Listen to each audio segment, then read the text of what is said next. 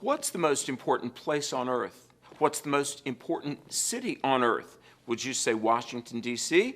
Would you say New York City, the Big Apple? London? The Vatican, maybe? I would submit to you the most important city on earth and the most important place on earth is the subject matter of today's show on Truth for New Generation, Jerusalem and Israel. You don't want to miss. Stay tuned.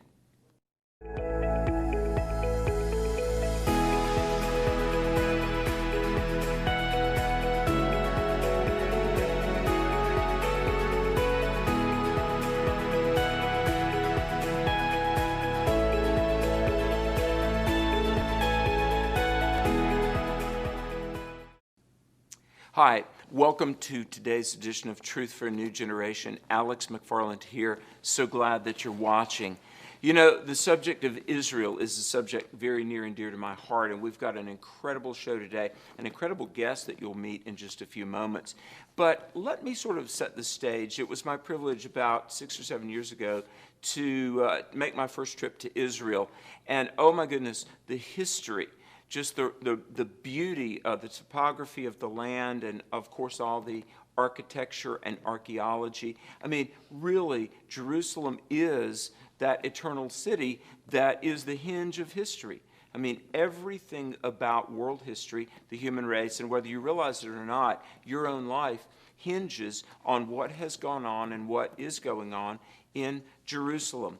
And so when we were there with a tour group that I was a part of, we visited so many sites. We visited the palace of King David that's being excavated, and you can see where he would look out over the Kidron Valley. And we visited a place called Tel Dan, where Joshua and Abraham would have been. And we visited the pool of Bethesda. And you might see in a picture where I'm at the pool of Bethesda, it's been filled in with dirt. And sadly, over the centuries, different times when Jerusalem has been overrun and besieged, very often by Muslims, many of the archaeological sites were defaced or filled with dirt, as if to try to gloss over and cover what Old and New Testament biblical truths say. You know, when I was in the city of Capernaum, we visited a first century synagogue that's been wonderfully excavated, and you can see on one of the columns that I photographed the Star of David. And you get such a connection to the Bible when you visit Israel. And yet many people today are very unaware of what the Bible says about Israel. When I speak at universities, even in some formerly Christian denominational schools, there's a rejection of the Bible. Skeptics have spent decades, maybe even the last 3 centuries, trying to deconstruct the Bible. You know, I think about it in 1 Kings chapter 4, where it talks about Solomon's horse cities. That Solomon had stables that could accommodate 750 horses, and skeptics like Voltaire ridiculed that. And yet we went there. We saw they've excavated, yes, Solomon's horse cities. And MASADA, which is just a famous place, a mountain you can climb up and see one of the great examples of the deliverance God extended to the Jewish people at one time. But we're going to talk about Israel, and we're going to talk about this incredible piece of land that really is the focal point not only of world history, but of the present day, and I believe of the future as well. Stay tuned. Truth for a New Generation is back with a very special guest as we talk about Israel. We live in an ever-changing culture that continues to fall away from its moral foundations. The AFA Journal provides a Christian perspective on current issues that are important to your family. Produced by the American Family Association, this monthly magazine is full of articles and stories about people who are making a difference in their community and around the world. Sign up today and receive a free 6-month subscription. Visit afajournal.org or call 1-800-326-4543.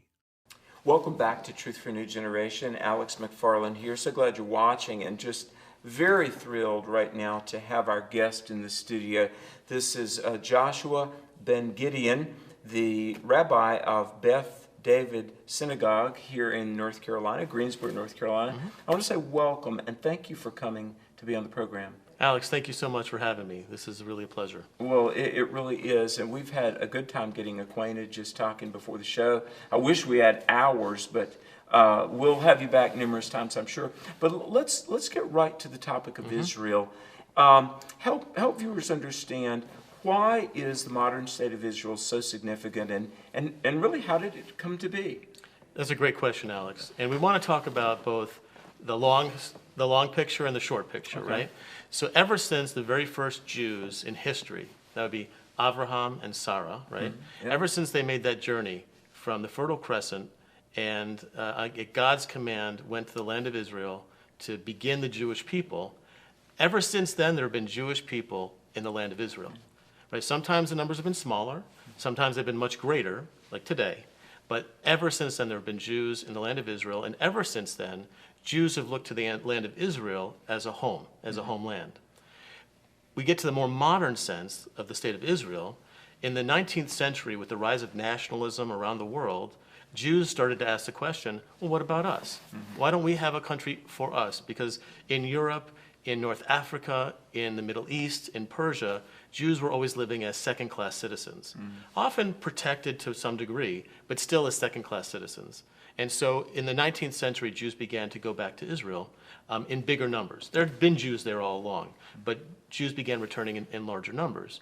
And in 1917, the British government issued the Balfour Declaration, right, which stated the British government's interest in seeing a Jewish homeland in the land of Israel, not to the exclusion of Palestinian demands, but alongside, right?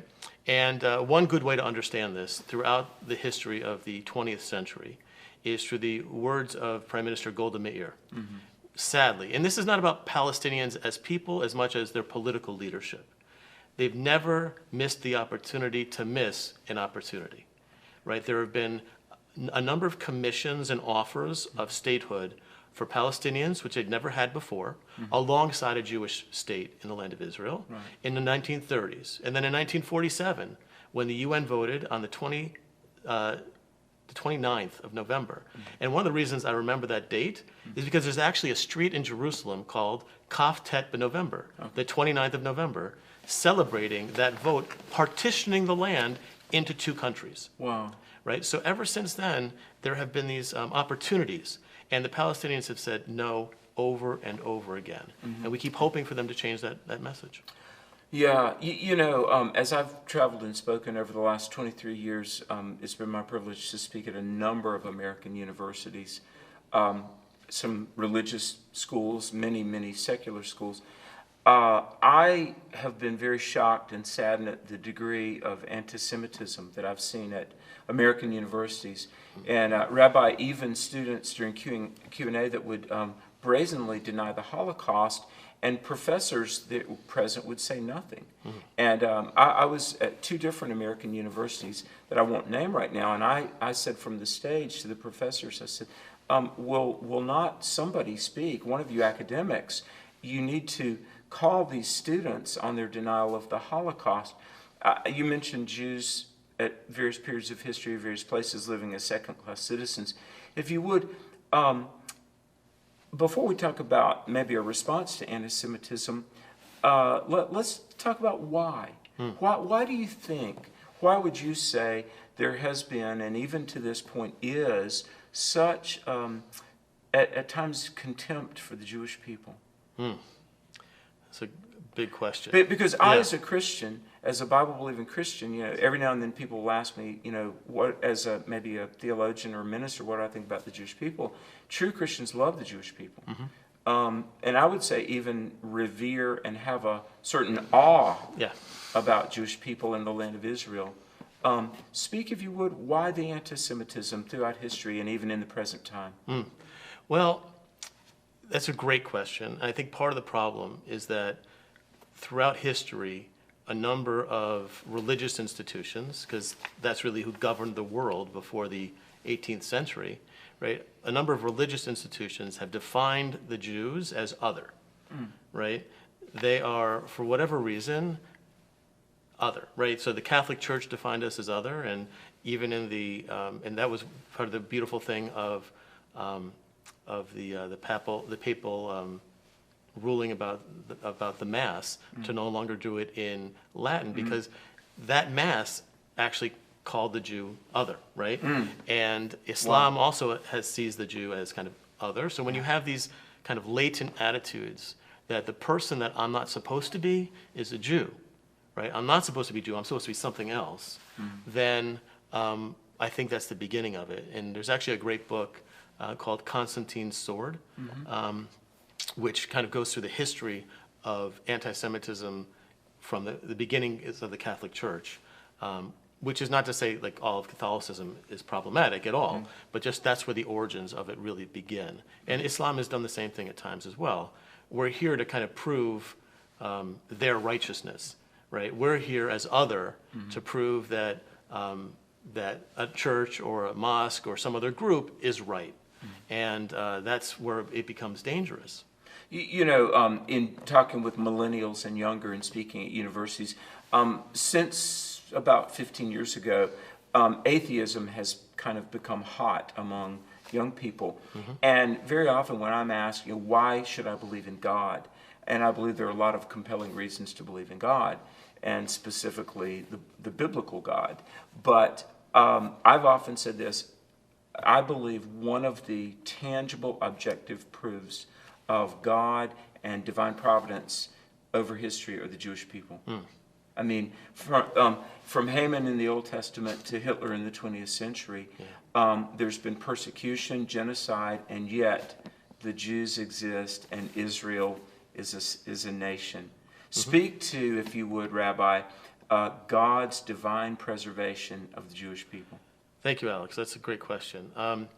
Some people have defined Jewish holidays in a simplistic way to say, they tried to kill us, we survived, yay, let's eat, right? So that is certainly, right, it's certainly kind of a part of our tradition, for sure. And the idea that we have an ongoing relationship with God is the thing that has kept us alive. There's a great modern Israeli thinker, Achad Ha'am, actually European and then Israel, he changed his name to Achad Ha'am, meaning one of the people. And he said, more than the Jewish people have kept the Sabbath has kept the Jewish people. Right, and what that tells us is that it's about the day-to-day, week-to-week, month-to-month, year-to-year relationship that as Jewish people we try to build with God that keeps us who we are, right? And I think that's why we have that longevity, that success, that we don't sacrifice that, but we always keep that relationship at the core, at the center. With the I would say, radical secularization of the 21st century, I mean, one of the big, millennials and younger, Gen Z, sociologists talk about Gen Z because what comes after the last letter of the alphabet? Nothing. How effective has it been, or what do you see as the commitment to Judaism among young people? I know young people are said to not be brand loyal in a lot of things, politically, historically, spiritually. How much are millennials and younger staying with Judaism? Well, I can tell you when it comes to community leadership, when it comes to the national institutions, they are highly anxious about this question. As are Christian leaders. Exactly. And I think that I'm more cautious in my anxiety, or I'm more slower in my anxiety, because I think that when we look at a trend in a moment, we know that that's going to change. That history is not a linear thing. It doesn't mean we don't have to address it, but it means that it's not going to be a straight line. Like if we went back to 1969 and the Summer of Love, right, and we went, well, what are Jewish synagogues going to look like based on this? Who knows what we would think, or what churches look like based on that, right? Things change, there's progress, there's different motivations, and as Gen Z ages, I think one of the things that we've seen is the kind of the prolongation of young adulthood into like your late 20s, right? So that people are kind of coming to those moments of affiliation later on. But it's an important question that we think about in terms of how do we speak about God, and how do we speak about these core issues in a way that relates to them, Yeah. right? Because God is perhaps the most misunderstood term or word in the world, right? Yeah, because sure. what you mean by God, what I mean by God, and what someone else means by God, whether we believe, whether we don't believe, right, are probably all different things. Sure. And how do we come to a common understanding of what we're talking about so we can really talk about our beliefs and how we feel connection? But I think that generation Yeah. longs for that kind of connection. They long for purpose. Yeah. And they long for understanding in the way that they're going to come to it. So I'm optimistic. Yeah, well, let's hope that secularism doesn't do what persecution couldn't do. Yeah. You know. Okay, I've got a question, That's a great question. and I don't know a delicate way to ask this, but I'm going to ask it. In American politics, you've got Republicans and Democrats. Yeah. And you know, after I became a believer and began to read and study, and you have these aha moments. It's like, oh, okay, all of history, the Bible is the key to understanding history. It's been a puzzlement to me why so many American Jews would affiliate with the Democrat Party, which is liberal, and I would say very often takes positions and policies that are effectively anti-Semitic, and very often American liberalism has stood against the state of Israel and more with Palestinian, i.e. Muslim aggressors. And I know when I was in Israel, I heard some horribly anti-Semitic things said by Palestinians. So here's the question. Why would many American Jews affiliate with a political ideology that is at times very anti-Semitic? Well, it's a complicated question, Alex. And when people talk about political identity today, sometimes I feel like we're talking about something that has more weight with them, more pull than their religious identity or their ethnic identity. Sometimes, yeah. Right? That, well, if I'm going to go to synagogue or church, it's got to be with people who have the same political beliefs that I do, not necessarily the same practice or the same theology. And I think so just to say right up front, I think that's a dangerous place to go, right? I think we want to get back to an America where we can talk to one another, where we can have disagreements. There is the typical split in the Jewish community is 70-30, 70% vote nationally for Democrats and 30% vote nationally for Republicans. And let me say, when President Trump moved the embassy to Jerusalem, ecstatic. It's a great moment. Yeah, myself too. Yay. Exactly. However, some of the issues that have come up recently have, again, politics colors how we look at it. President Trump also did one of the things that put Israel most at risk in its recent history, pulling out of Syria and pulling out of and abandoning the Kurds. So, which as you have seen yourself, you can stand on a hill in the north of Israel and you can look across the border into Syria and you can see militia and people fighting, right? So ISIS is tens of miles away from Israel. That is a huge issue. Very close. So it's always complicated, right? Why do people vote the way they do? And you inherit a set of beliefs from your parents. That I'm a this or I'm a that, and that's not a great thing. Well, one thing I think we all can agree on, and forgive my brevity because we're almost out of time. No problem. But it's in the best interest of all of us to pray for Israel, to stand with Israel, and to, like you say, love each other.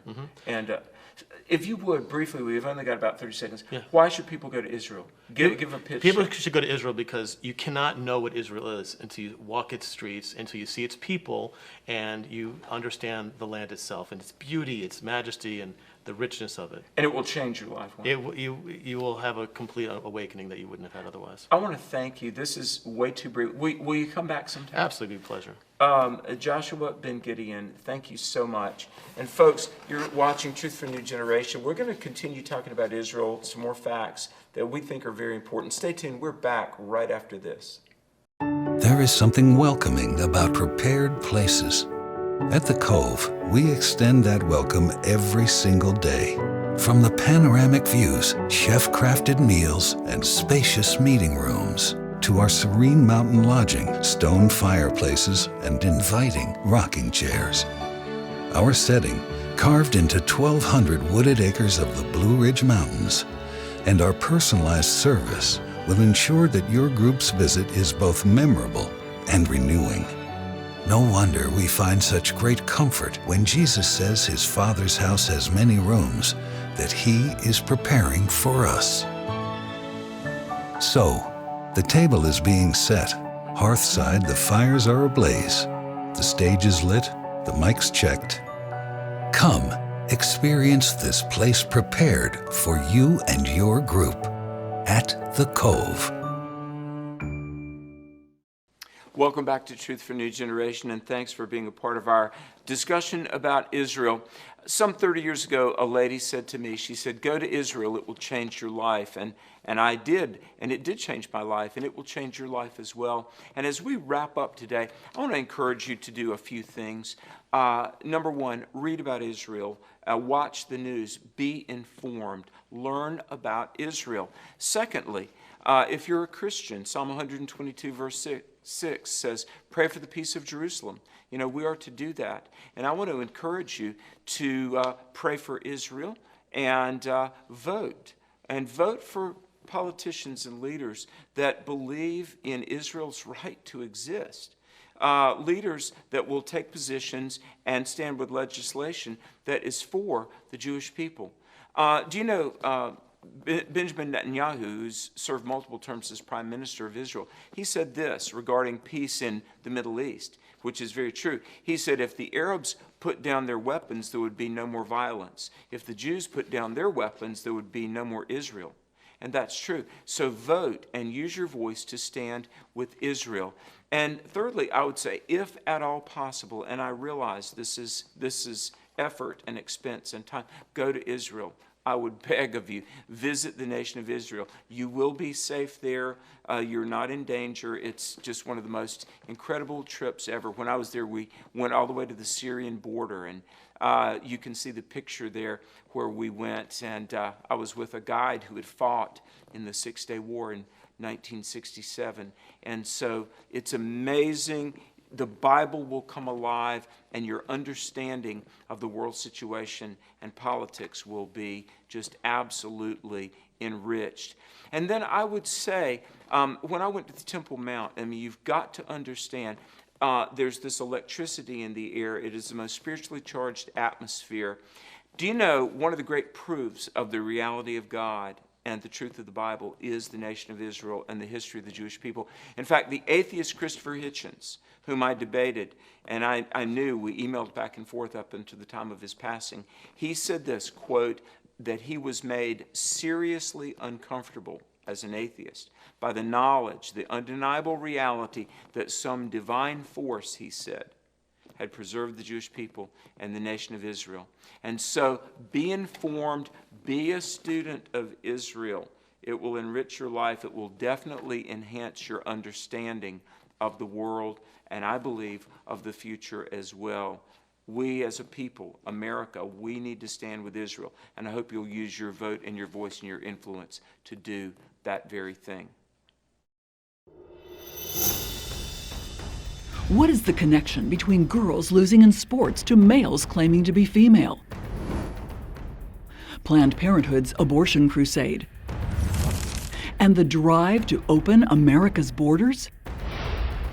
These tragedies are the result of an ongoing radical war. The new book, Trojan Horses, Exposing the Secret Schemes of the Left, reveals the devious agenda behind the radical strategies that have exacted a huge toll on life and liberty. Discover how clever advocates for socialism, open borders, abortion, and gender confusion deceive and destroy in this richly documented and detailed exposé.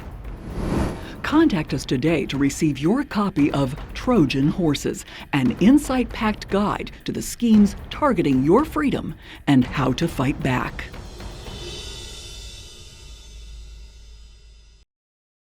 You know, it's been said the future belongs to those who communicate well. And I want to thank the many of you who support Truth for New Generation Ministries, helping us communicate a biblical worldview, morality, truth, God's Word, support for the nation of Israel, like the topic of this show.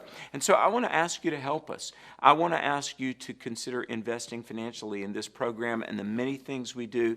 We're touching literally millions of lives on the radio 7 days a week, on television a couple of days a week, emailing thousands of people, shipping out literature. God is using this to make a positive difference, but we need your help. And if you would support, here's what we want to do to show our thanks and appreciation for you. For a gift of at least $50, the award-winning video series and books, The 21 Toughest Questions Your Kids Will Ask About God.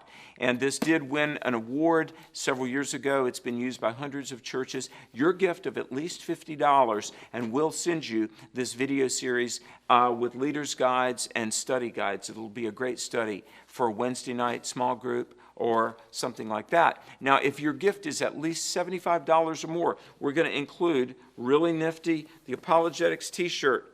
It says, Better Living Through Apologetics, kind of retro, kind of quirky, the Truth for a New Generation t-shirt for your gift of at least $75. Your gifts are tax deductible, handled faithfully by our board. The preacher doesn't touch the money. I have no financial stake in this. We raise money and we spend money on ministry. And for 23 years, now entering our 24th year, God has really blessed this ministry, and we've always had the needs met, and we're asking you to help meet our needs. I would love, if I could, to send you some envelopes. We've got a shrink-wrapped pack of 12 envelopes, so if you would give monthly, your gift in any amount will enable us to reach people of all ages, especially young people. And so our nation needs it. You know, I was just reading an article this week talking about how so much of the violence and just the breakdown of the family, gang involvement, at-risk behavior among young people is due, even secular sociologists are saying, to our abandonment of God, church, Christianity, morality, our religious foundations that need to be restored. You can help us do that. You can give securely online as well at my website, alexmcfarland.com. Finally, one last thing that I would like to share with you is this, that we've got a booklet that describes the ministries. We do camps. I speak at universities. I speak in public schools. We're also mentoring a lot of young thinkers and leaders. But one of the things that we do is a lot of media. So would you help us? Would you pray? Would you promote? Would you invest? And we appreciate you for watching and for standing with us. God bless you.